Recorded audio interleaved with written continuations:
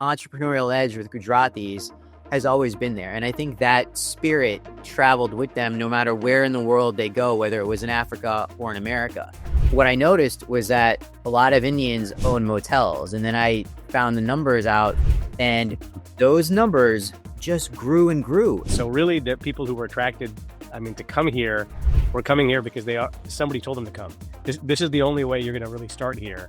I think the franchise model really had a lot to do with it. And I think initially bigger brands didn't see these mom and pops as anything big. And then all of a sudden they started expanding and saw that the world-class name Patel and other Indian surnames were everywhere. Once these larger brands saw the way the Patel community would operate their hotels and would operate them with the quality and with the reliability, that opened up the doors and opportunity. These are legitimate, expanded businesses, right? That have, names like Marriott and Hilton are not even as big as like Patel in this game anymore. Eventually, due to the success of the community at large, there does become elements of racism in play in terms of even the people in this country not wanting to stay at hotels that were owned by Indians or looking for American-owned hotels.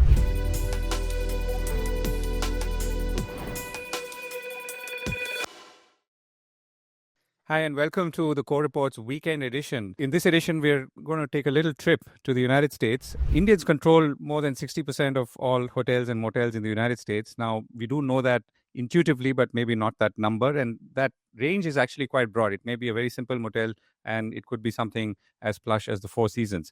So the interesting thing is there's a film that's now coming out on this, which is based on a book that was written a little while ago. And that film tries to capture the sense of the Patels who run the motels. And what I'm trying to do, or will try and do in this conversation that will follow, is to bring out some of those elements through the eyes of the filmmakers, who are both residents of the United States and producers, television producers, as it happens, and try and see how this.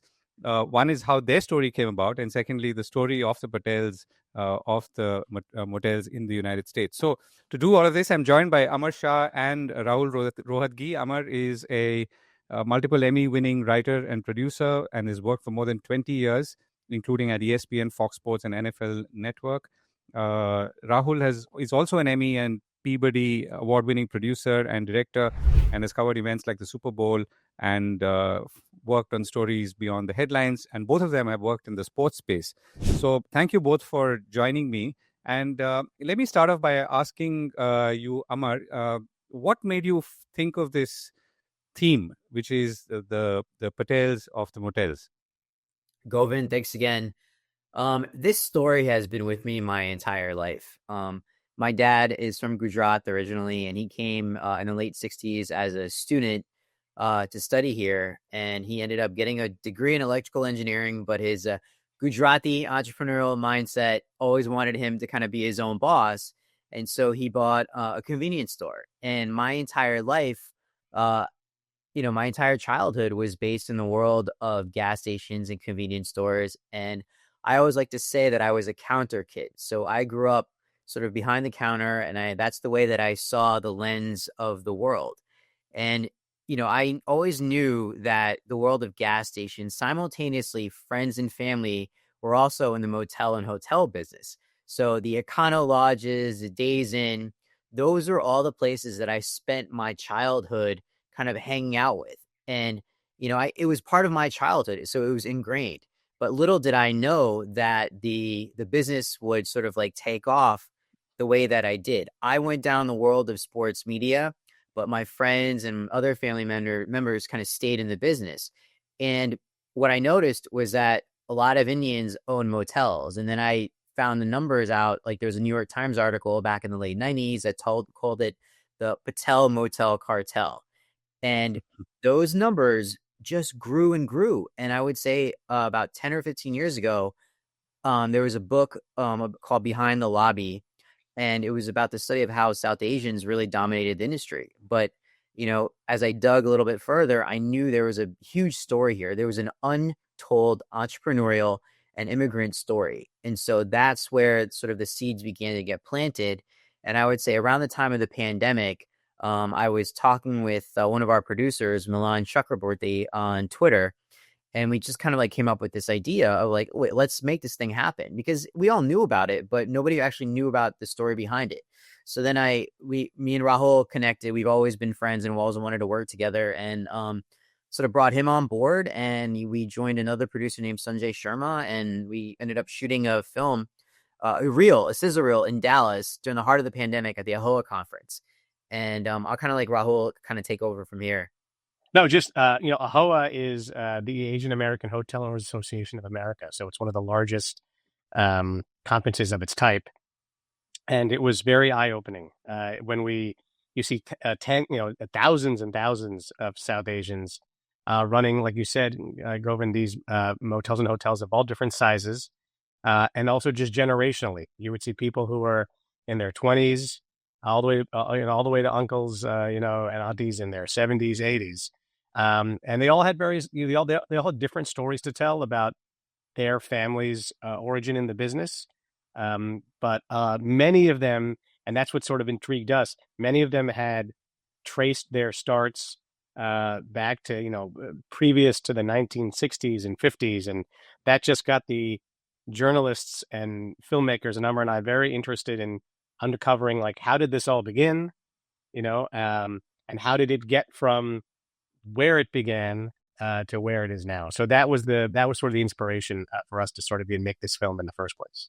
I would also chime in to say that we initially thought that the story started when, in 1965, after the Immigration Act, or after a lot of the Gujaratis and Indians came from Uganda to the United States. But as we sort of discovered, the roots of this story go back another generation, and I think that was an incredible mystery to solve. And what was that? What was that mystery?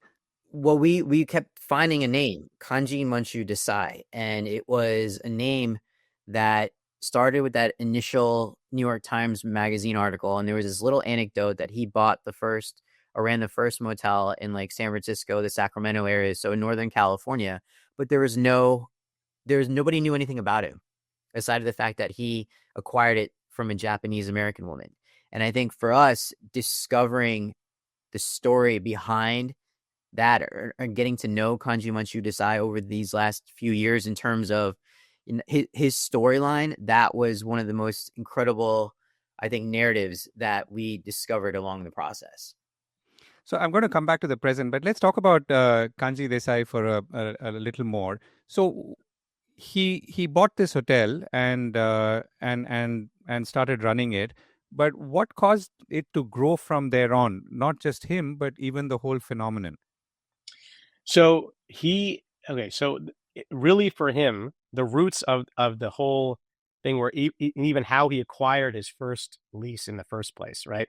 So he had started as a farm laborer in the United States, alongside many other Gujaratis.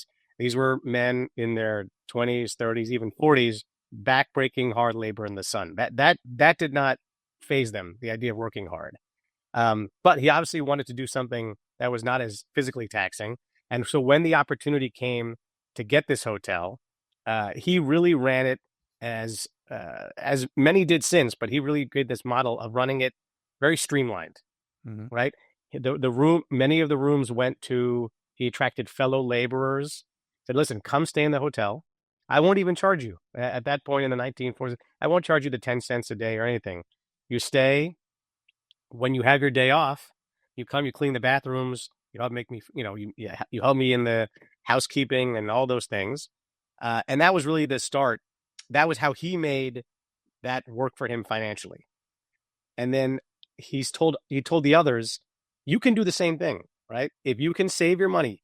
So he would start. So basically his expansion was, he and others would write letters back to the friends and family they knew in Gujarat. Say, listen, you can get yourself to America, come to California. We will set you up. We will give you the first loans you need. You come, you work in the farms, you save your money, you stay here. And once you have enough, we'll give you a loan to get you your first lease. And that was sort of the beginning seeds of the expansion.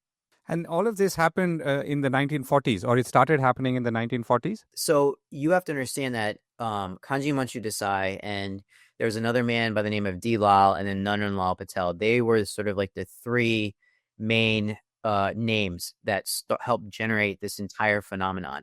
They were all undocumented illegal immigrants in this country. As Rahul mentioned, they worked as fruit and farm laborers in California. They, and these are long, back-breaking, time periods. And I think that allowed, so they had a community that they were building, and that was sort of how it all began. And then I think Rahul kind of touched on the fact that, Kanji Monshu had a lot of health issues. And so his thing was, bringing in, all these different people reaching out, because we talked to so many people who had relatives and had original letters, that they had, that Kanji Monshu wrote to them. And this also started when America started opening up its own doors to allow immigrants to legally come through. So they called them the lottery winners. And that was like a group of like 25 to 50 Indians. And so that's when that next generation that Kanji Monshu started, were able to come to this country, and he helped sort of set them up. So a lot of your, Govind, to answer your question about the timing.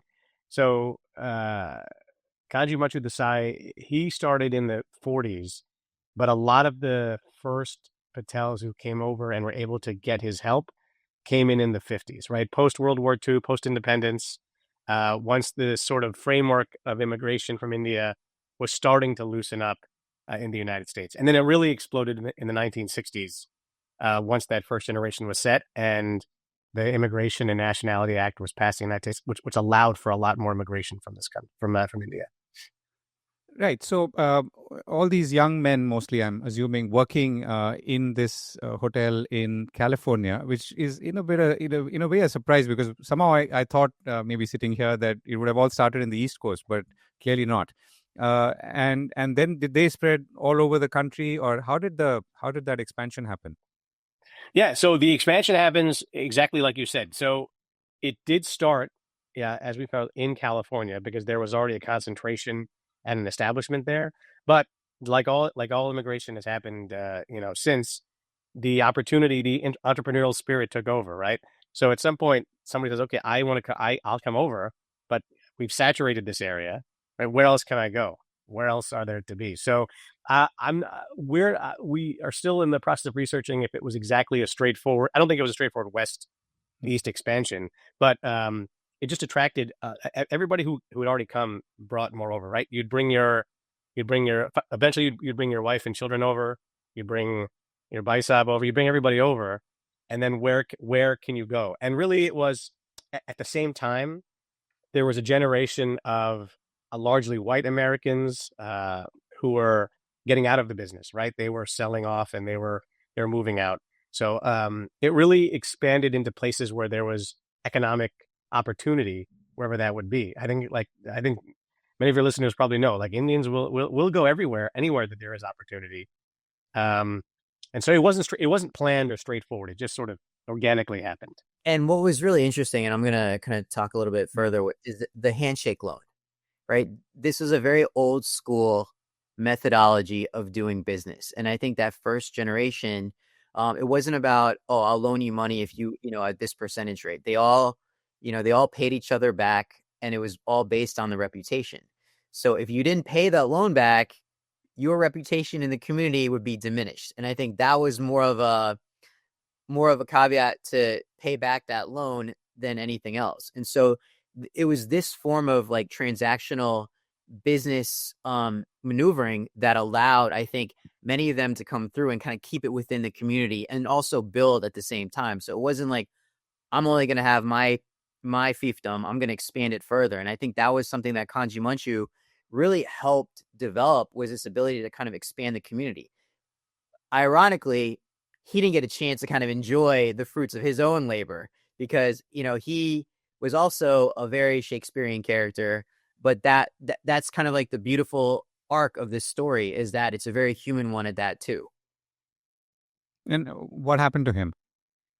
Rahul, it should kind of tell that sad story. I know. I mean, I feel like I want people to watch the movie, though, to find out what happened to him. But I think Amar mentioned he himself was. But it's a tragic end. Tragic is, I think it's not the ending that you would hope for somebody in a business story, right? You want the story to be like this person founded something, started something, and that is now his family generations on are the legacy of that. His personally, he was not the best business person, and I don't think he was the most financially or fiscally responsible on his own. And also, his immigration status eventually ended up catching up to him in a way that because of how he initially had come into the United States, and that did cause problems for him. So he had not really been able to establish himself as like a many of his other contemporaries took that hotel business and were able to expand themselves, right? And he just had. I think maybe we kind of talk about it a little bit, but his generosity maybe undid him a little bit because he didn't really have the ability to then expand it to many others. But he had the vision to at least know how to start.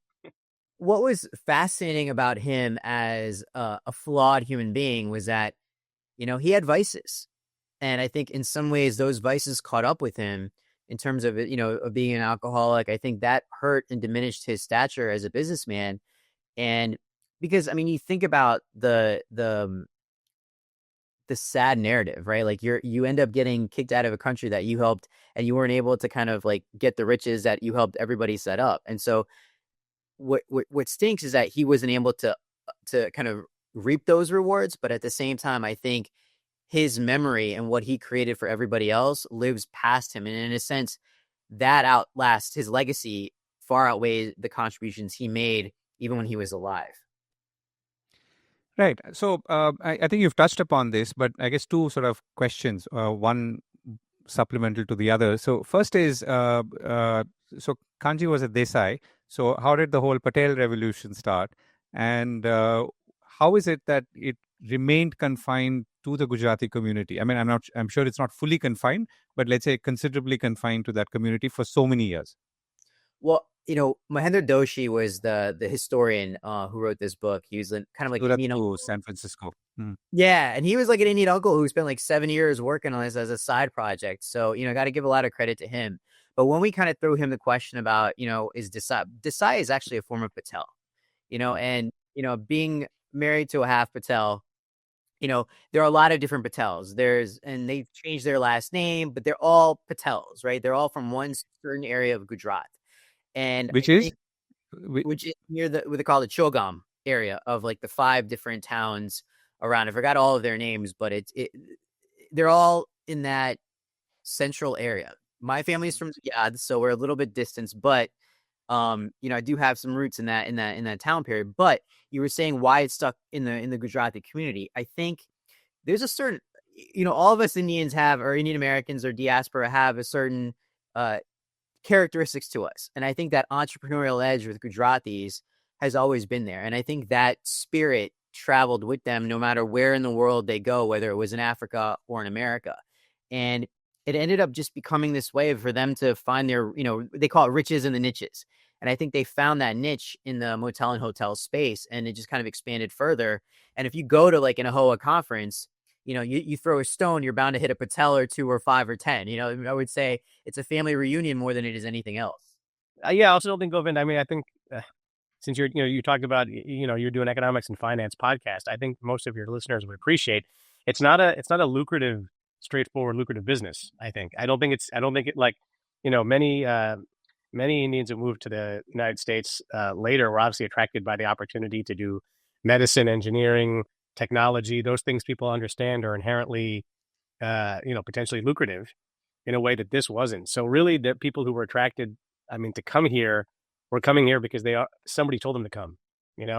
This is the only way you're going to really start here.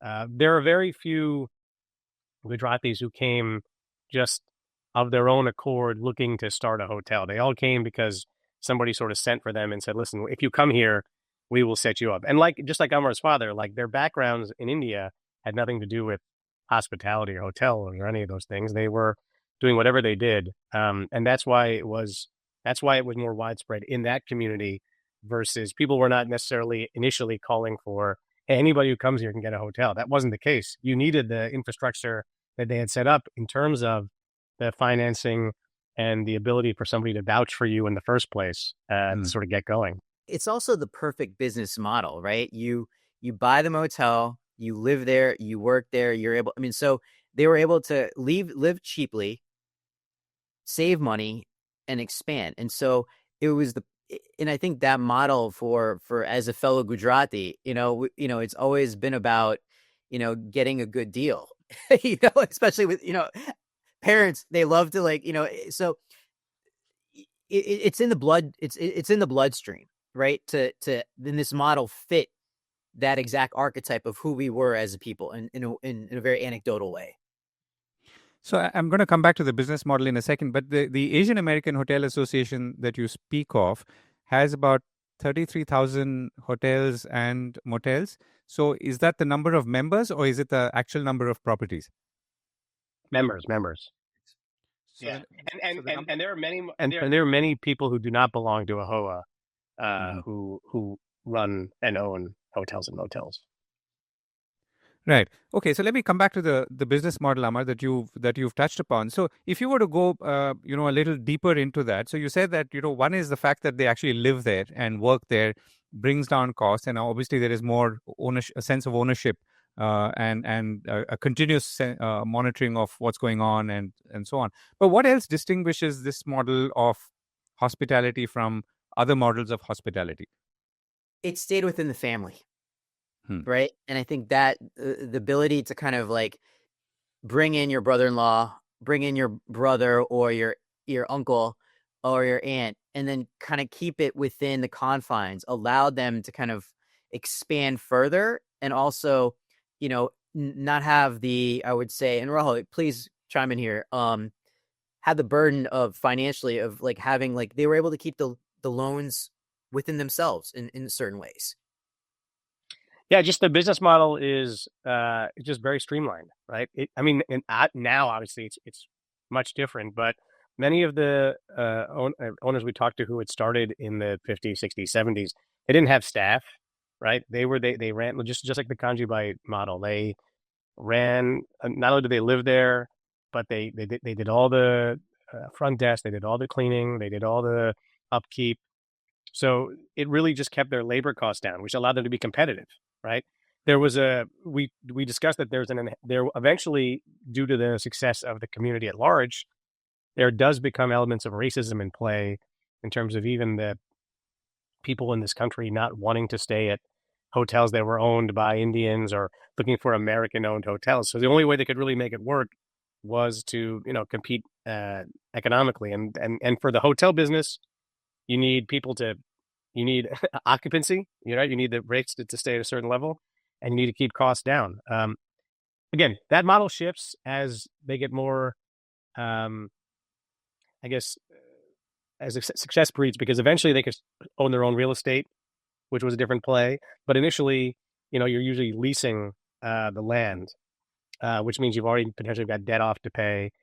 And eventually, as you expand, you also can start taking these bank loans, which create more pressures than maybe simply the handshake loans of generation before. So it was always about sort of how do we keep certain costs down while keeping quality up. And like Amar said, you turn to family. And if I were to ask you to talk about the evolution now, so we've started, let's say, between the 40s and the 60s, that's the 1940s and 60s.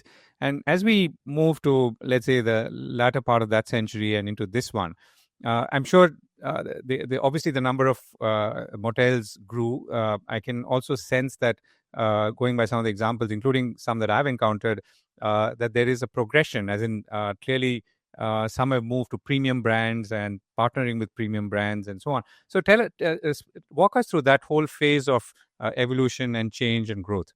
I'll start there. I think the franchise model really had a lot to do with it. And I think initially bigger brands didn't see these mom and pops as like, as anything big. And then all of a sudden they started expanding and saw that the word last name Patel and other Indian surnames were everywhere. And I think that's when they started getting involved and giving, I would say, the next generation the uplift from like mom and pop to, these organized business structures. Right now it's full hospitality empires. It's not just, your one or two hotels in your portfolio. These are legitimate, expanded businesses, right? That have, names like Marriott and Hilton are not even as big as like Patel in this game anymore. And I think, with the natural expansion of like immigration and, you know, like I said before, allowing different family members to come in and to work and so it was just like it just ended up feeding itself. It was a ball that kept going down the hill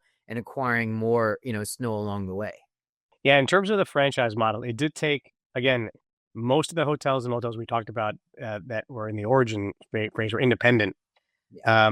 And often these larger franchise companies were not interested in working with Patels, based on either said sense of racism, a sense of classism, a sense of how would they, was a decent model. But some did, and those again by word of mouth. There was the Howard Johnsons, the Hamptons. It did spread enough that they were considered, good businesses. But also, what we also learned talking to a lot of people, especially at AAHOA, was once these larger brands saw the way the Patel community would operate their hotels and would operate them with the quality and with the reliability, that opened up the doors and opportunities. Now, the next generation, the kids who grew up in like our time, we're Amar and I both in our 40s, so we're kids of the 80s, 90s. They are not interested in the business, and many of them, like I guess, they went off to have education. They might be interested in something else, but interestingly, we would see them at AAHOA and we said, wait, I thought you said that you went off to college to study engineering or law or medicine or whatever. They said, sure. But we came back. You know why? Because there's something in their blood about, Amar said, being entrepreneurial. So they don't look at it. They never wanted to operate in the space that their parents did of just subsistence execution. It was always about, can we expand? Can we create passive income? Right. So they don't live at the hotel. They own multiple properties. They hire professional staff. And they have professional vendors. This is for them, again, real estate ventures and expansion opportunities. That's the generation that really got into it, that has now created what has existed. They just took the start of their parents and they created, like, they had a vision. And I mean, at this point, I think even at AAHOA, we met several people who would call themselves billionaires, just from this business. I mean, talk about humble beginnings to, basically billionaires who now create banks for themselves. It's, the portfolios that some of these people have created for their families is, it's mind blowing. And I think every time we go to AAHOA, we end up meeting like an entire new generation of, Patel Motel kids whose parents and grandparents, had those sort of like, lived in the motel, and now they're all living, 5-star lives, going from, and now owning professional sports teams. It's an incredible economic story about where they came from. And in 50 years, think about it, from two generations, what one was able to set forth as the precedent and how that next generation built it. I wish I had somehow done it myself, but I get to tell the story with Rahul.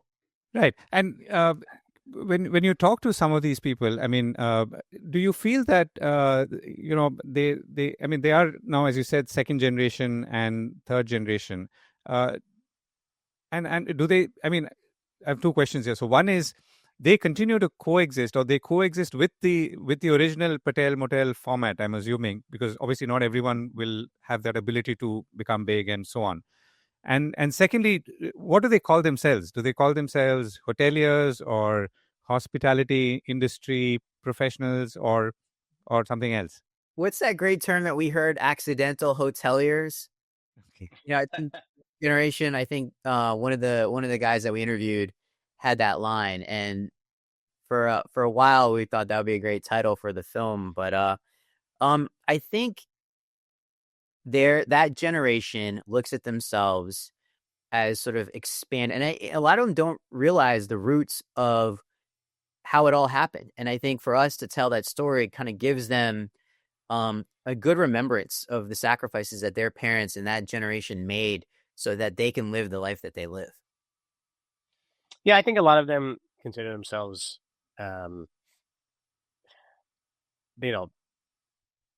business, they call some, they call themselves businessmen or business people. I mean, hoteliers is not a term that they, I guess, prefer. I think it is more real estate, venture capitalists. They're in their minds, a lot of what they're doing now is putting together the deals that operate, uh, you know, bundling up these properties that their parents and their generation before them may have acquired, and kind of leveraging them for expansion purposes, or upgrades. Trying to build what they already have into more upscale, properties. So yeah, I mean, I think it is more hospitality, if that's the term. Which is a more catch all and marketable term. Right. And tell us about the role of women. I know, I mean, from the few examples that I've seen, that women have tended to play a fairly important role in the early days. Maybe not in the first group of entrepreneurs we spoke about in San Francisco, but maybe in subsequent years, and how they've played. This is from your interviews. I don't want to project what I've seen from your interviews about how they've played a role and families have played a role in this growth and metamorphosis. Govin, I really appreciate that question. When we started filming in AAHOA, we met a woman named Jyoti Sarolia, who was a second or third generation hotelier. So it was like her father, or her great uncle, was the one who kind of like came with that generation of Kanji Monshu Desai. And you should see and it's an amazing story, because I think that first generation of women that came there, we actually, her great aunt is one of the oldest living female hoteliers. She's probably in her 90s now. She's like a ba, right? She's a grandmother. They came there, they supported their husbands. Actually, they're the ones who kind of ran the show behind the scenes, even though it was there was a certain degree of patriarchy. Don't get me wrong, right?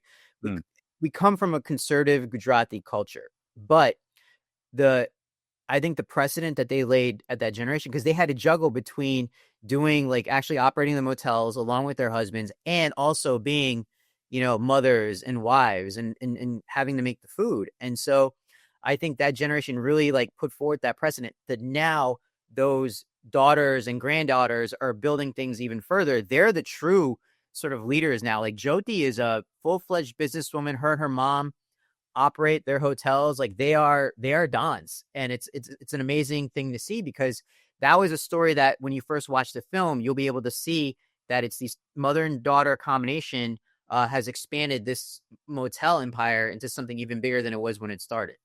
So, when you fast forward to today, do you see the same structures? I mean, I know I've sort of touched upon this earlier as well when we talk about, how are the families today? Because earlier, I guess you had more joint families running it, and I'm guessing in progression of time, joint families tend to split up. But do you see that? Do you see that, or did you see that happening here as well, or have these families held together more than perhaps in other cases? I don't know about more than in other cases, but even in our interviews, and research with families that are still in the business, it's just so it's just so widespread. There are still plenty of them at the sort of quote unquote bottom, right? Who are running independent motels with their families, newer to this country, though there's less and less that, but they still exist, and struggling to see if they can, make a living in the industry. But there are so many. I mean, again, just even AAHOA's numbers show there are so many that are just multi-generational empires at this point. And we even ran into it. It doesn't seem like, I mean, I don't really have any way of verifying this, and I'm not sure there's any good numbers out there. But for many of the people that we saw that were our generation and younger, who were running, they still tended to be part of their family's empire. They may have done a separate business structure for various reasons to cut things off or separate out entities or something like that. But for the most part, they were all still part of the same structure. Again, I can't speak to that specifically, because Sure. I'm sure people we met may have had different LLCs set up differently, again, for different properties and stuff, but they tended to all be, and many were still living in the same areas that their parents lived in, and they just had a different. They ran some of them, and the parents ran the others. I mean, look, the joint family structure is a cultural component to who we are, right? So when you have a business, they're going to probably have disagreements between each other, but I think the business ends up keeping, people together. But, you can also see where different, families are totally different strains of the business now, right? Something may have happened where, two brothers decide to operate on their own and they both have successful ventures. I mean, it's kind of part of the business model. And I think also one of the things that we try to show, that we're going to show in our goal is to make a feature out of this short documentary. And the next expansion of this is showing that it's not all, billionaire success, right? We know as of late, unfortunately, it's a very dangerous business, right? Where there's been plenty of Gujaratis that have been shot and killed, operating a motel, and especially as of late. And I think, the goal is to show that, yeah, there's incredible success, but there's incredible danger, and it's still all going on simultaneously, different forms of the process. Not everyone is where we want them to be or where they want to be, but they've got to start somewhere. And I think that's the whole part of this storyline, is that, some people's beginnings are starting now, where some people are 2 or 3 generations ahead. And I think that's the beauty of the entire storyline of where we're trying to get to.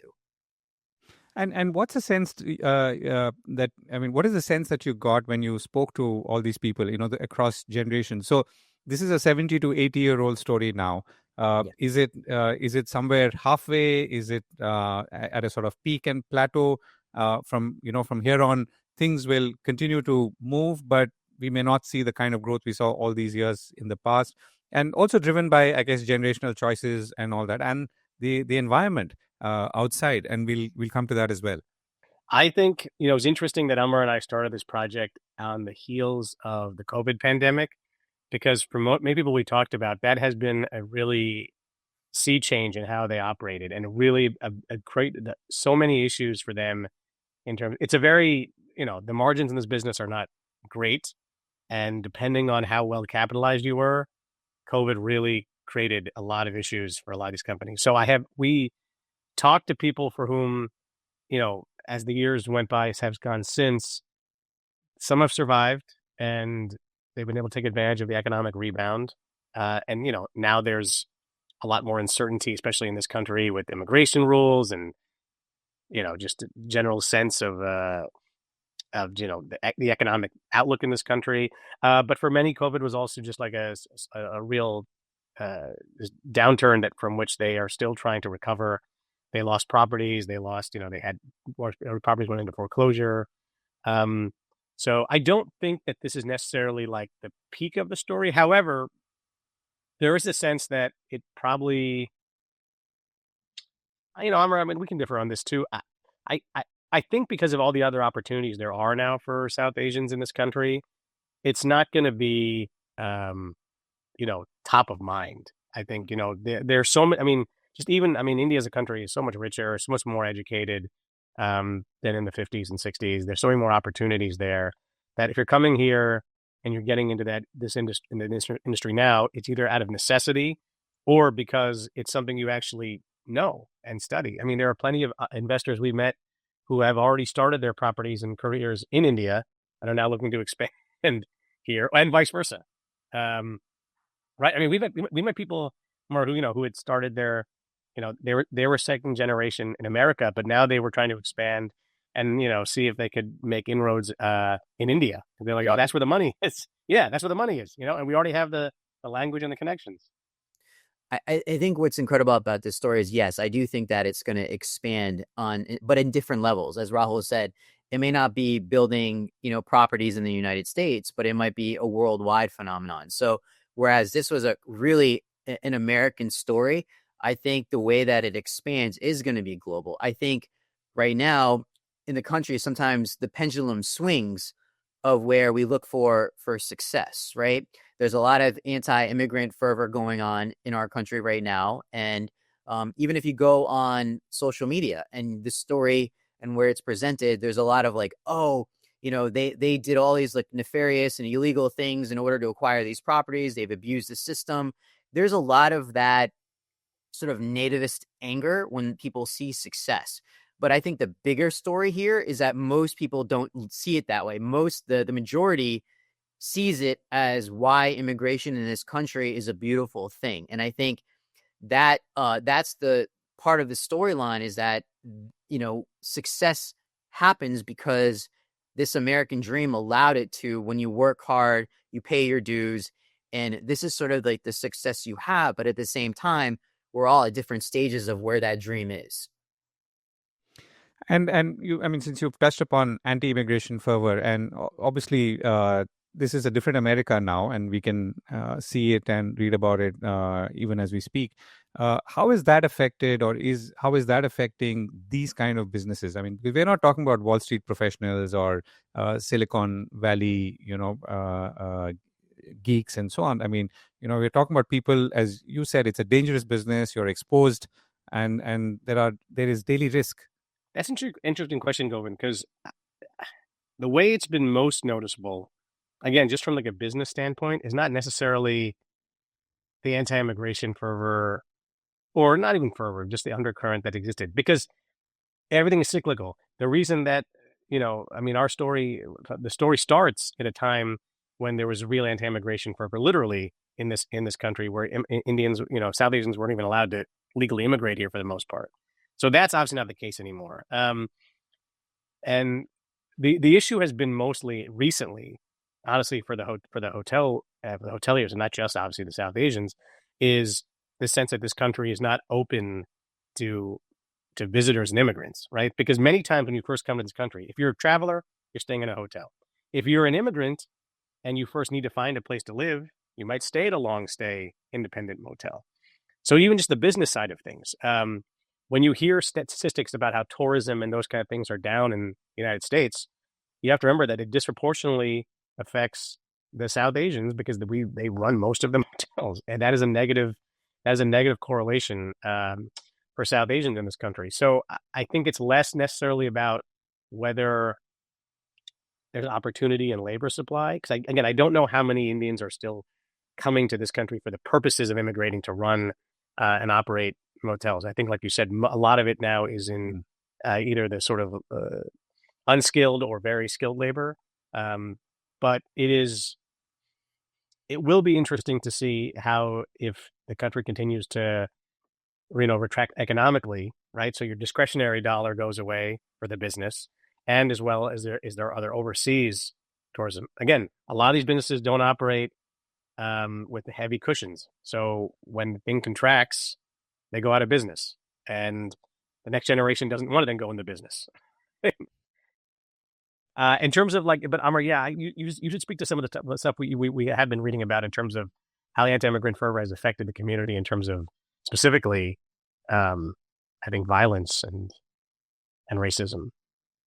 It's one of those things that I think, you mentioned that the pendulum swings, right? I remember the South Asian anti-fervor that was going on post 9/11, right? Where people couldn't decipher anything, right? And if you had a turban on, if you had brown skin, you were looked at differently. And so, then that kind of goes away because someone else is in our crosshairs. So this country has a tendency to do that, right? And I think right now we're in an environment where we're in a weird time period right now, right? Because we have key South Asian involvement politically in all parts of the spectrum.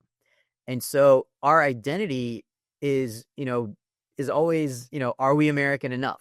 And I think with what and it's a constant proof of concept in a way that, no matter how much success you have in this country, are we truly valued? And it's weird because, anecdotally, I look at social media, and when this article initially, CNN did a feature on it, and a lot of people were like, oh, this is the true model of success in this country. And there were others that were like, oh, they've used every trick of the trade to do things illegally.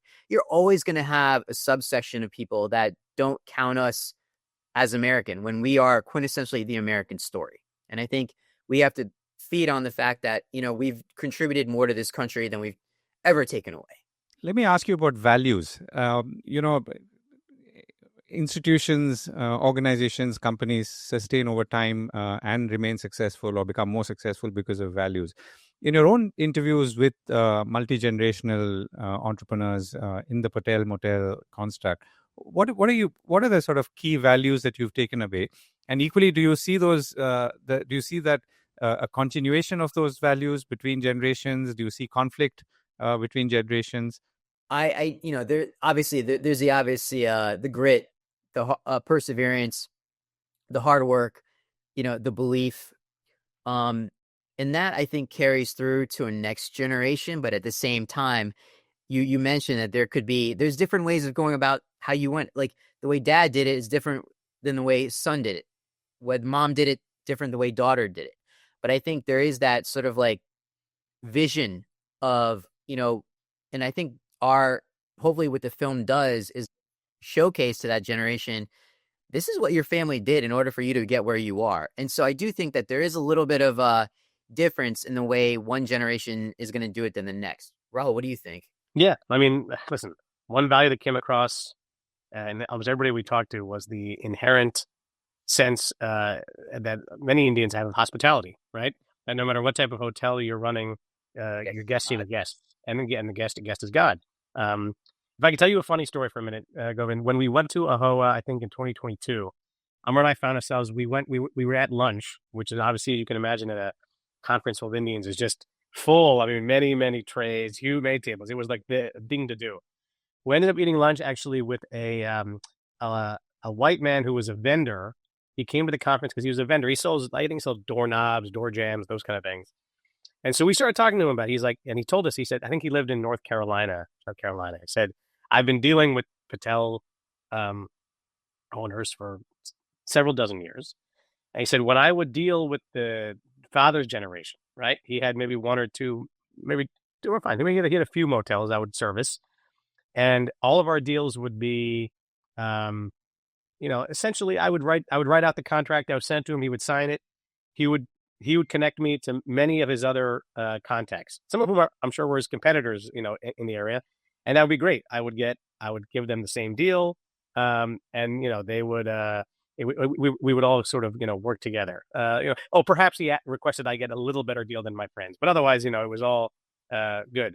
Like now the son has taken over one of these businesses and he went to business school. So when the son took over, all of a sudden, I've been working for them for dozens of years. I'm asked to provide all kinds of electronic invoices. He provides me spreadsheets saying how we could potentially, make our business more efficient and all these things that, really it doesn't change the way the business works. It just, for the son, it felt more professional. And so maybe just the value is a little bit there. I'm not saying the previous generation wasn't ambitious, but they were obviously more in tune with the sense of like, listen, we need to make this work just to feed our family and have a better opportunity. And I think obviously each generation goes by, if they can sort of do better and think larger, they're going to. And that's what we mostly saw. And Amar, let me also ask you. I mean, I know there are many enduring stories that you've encountered in your research and your interviews, but what are the last sort of, not as we run out of time, what are the maybe the topmost in your mind that, in some ways define all of that has happened in these 70, 80 years in this community and what they've created in not just hospitality, but to the very essence of entrepreneurship in the United States and perhaps the world? I mean, I definitely go back to, I think one of the stories that really resonated with me actually goes back to one of the original OGs, the original Gujaratis, I like to call them. That was D. Lal. He, along with obviously Kanji Monshu and Nanan Lal, were the three guys that kind of like started it all. But D. Lal's story was incredible because he actually served in World War II as a veteran, and that's how he got his American citizenship. And he came to this country. I think there were like 5 or 6 different countries that he stayed at different parts of it to get to America eventually. And that persistence to get to this country, for me, showcases how quintessential, like, American this story is for all of us. And to me, that's the one that resonated the most, was that he laid the foundation never really wanted, the credit for it. But then he also left. He had a diary that we were able to listen to, and also one that he wrote. And just to hear his story tell it, like, really left me with a first person perspective of how tough this journey was and how it was important for them to get here and do something about it. So that to me was one of the most incredible stories. Rahul, what about you? Sure. For me, the thing that always sticks out is actually something that we actually show in the film, which is we mentioned Jyoti Sarolia, her mom, Savita, who's now in her 70s and still is running their several properties. She lives right across the street in San Francisco from one of their properties. I think it's a Stay Shore, Best Western, and she to this day she wakes up and we filmed this. She wakes up early in the morning and she goes for her walk at the exact same time. And she often is joined by her daughter Jyoti if she's in town. If Jyoti's late, she's very aggravated because the time is scheduled. Time is money for her. She has to do her morning walk. She has to be home at a certain time, because that is when she starts making her calls. She calls every property manager that they have and goes through the overnight receipts, goes through the books, goes through any plans, right? And that is all on time. And just to see that dedication of somebody, who's been doing this now for over 50 years, and still just on top of everything. And she's not sitting there, again, on her iPad or those kind of things, though I'm sure she could figure out if she needed to. She just has her way of doing business, has done well for her, and she continues to do it. And she really enjoys doing it. She doesn't have to do it anymore. They have people who do that for her. But she does it. And that was really inspiring. Yeah, I mean, it reminds me, like, it's like Warren Buffett, right? He doesn't change no matter what success he has. He just has the same car, does the same thing every day. And I think that's the power of the habit that Jyoti's mom has. And yeah, and she's a great chef too. So we loved her Gujarati food. And that's a wonderful note to end on. Amar and Rahul, thank you so much for joining me and sharing your journey or your role in this journey and your documentation of it. And I do wish you and your film great success, and for the larger feature that will, I'm sure, follow soon. Thank you, Govind. Really appreciate it. Thank you, Govind. Thank you.